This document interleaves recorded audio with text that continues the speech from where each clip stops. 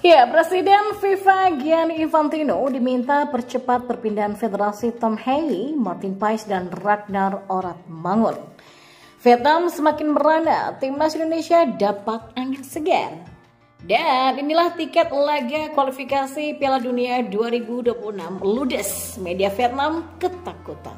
Dan yang terakhir, Tristan Jukian Hussein Junior Ragnar Oratmangun yang ternyata punya darah Indonesia. Simak lengkapnya di sini bersama saya hanya di Kamus Bola untuk Anda.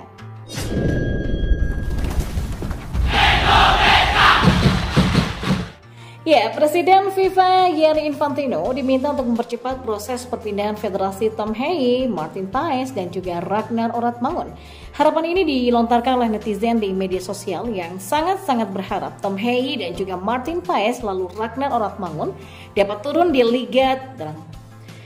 di laga Timnas Indonesia versus Timnas Vietnam pada 21 dan 26 Maret 2024. Martin Paes dan kawan-kawan masih harus menjalani proses perpindahan federasi yang biasanya memakan waktu 1 minggu. Namun netizen berharap berkat adanya kantor FIFA di Jakarta dan kedekatan Ketua Umum PSSI Erick Thohir dengan Presiden FIFA Gianni Infantino, perpindahan federasi bisa dikebut dalam hitungan jam. Sepele, tinggal datang ke kantornya FIFA di Jakarta, tungguin besok jadi. Tulis salah satu akun Instagram yang udah sama @a_prasutia atau akun lain yang mengatakan ada papan Infantino bro, ucapnya. Ya, dalam proses perpindahan federasi, ketika kartu keluarga, kartu tanda penduduk, dan paspor sudah di tangan, maka PSSI bisa langsung mengirimkan berkas tersebut kepada FIFA. Dan terlepas dari itu, timnas Indonesia wajib menang atas Vietnam dalam laga kandang ataupun tandang. Jika menang kandang dan tandang atas Vietnam, maka timnas Indonesia hampir pasti lolos ke babak ketiga kualifikasi Piala Dunia 2026 zona Asia, sekaligus mengunci tempat di putaran final Piala Asia 2027. Menanggapi kondisi tersebut, PSSI pun tampaknya tidak berani menjamin proses ini selesai sebelum duel kontra Vietnam. Ya kita lihat aja nanti deh prosesnya. Kan tadi sudah disampaikan di DPR ya. Berikutnya akan masih didapatkan di Komisi 3 dan Komisi 10.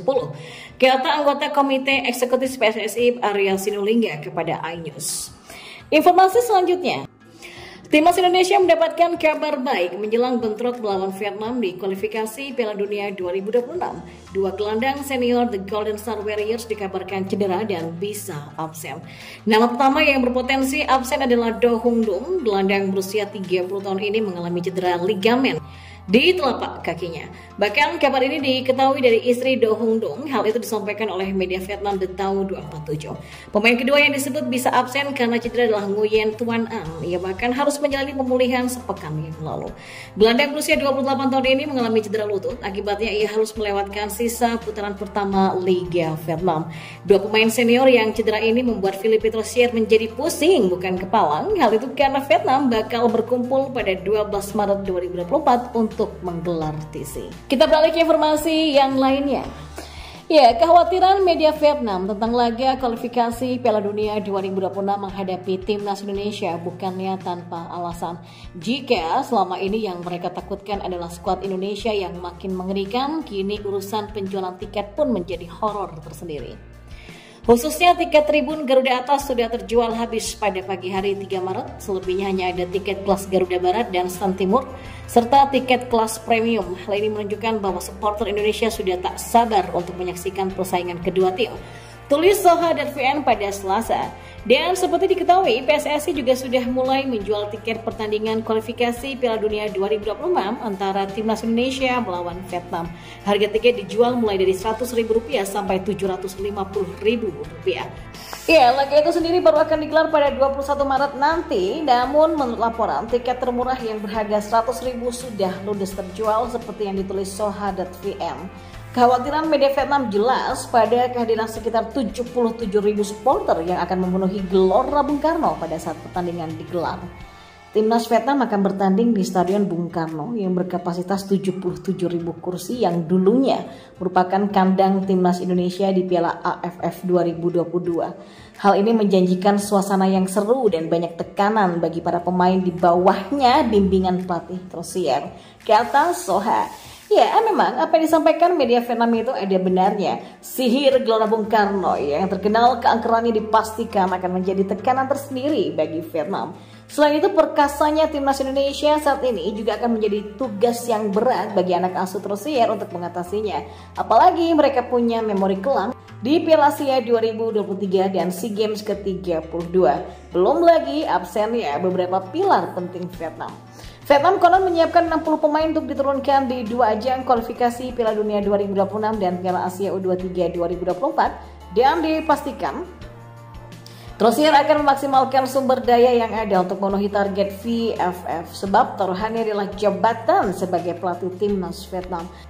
Bagi Indonesia, optimisme jelas dijunjung tinggi. Permasalahannya hingga saat ini, skuad Indonesia semua dalam situasi siap tempur. Hal ini terlihat dari beberapa unggahan para pemain lewat media sosialnya.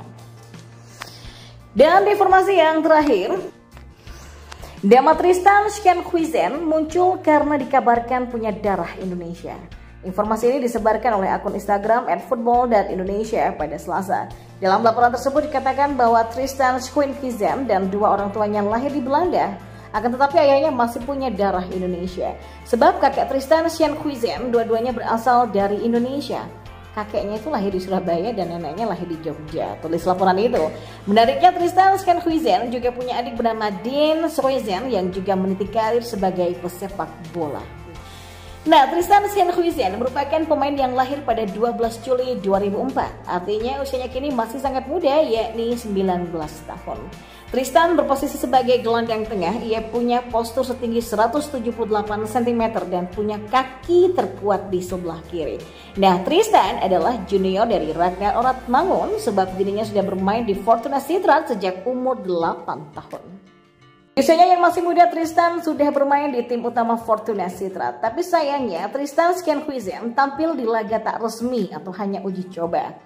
Dari statistik yang ada, Tristan cukup produktif sebagai pemain tengah. Pasalnya ia sudah tampil sebanyak 15 pertandingan dengan sumbangan 7 gol dan 7 assist. Lalu untuk adiknya, Dean Skenhuizen juga bermain di Fortuna Sittard. Dean masih sangat belia karena usianya masih 16 tahun. Ya, walau begitu belum ada kabar apakah dua kakak adik ini akan diincar untuk dinaturalisasi.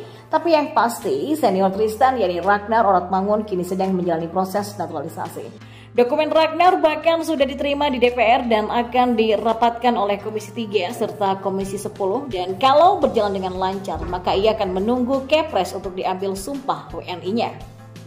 Selanjutnya PSSI akan melakukan perpindahan federasi untuk Ragnar Oratmangun dan baru setelah itu penyerang berusia 26 tahun ini bersyarat untuk membela timnas Indonesia.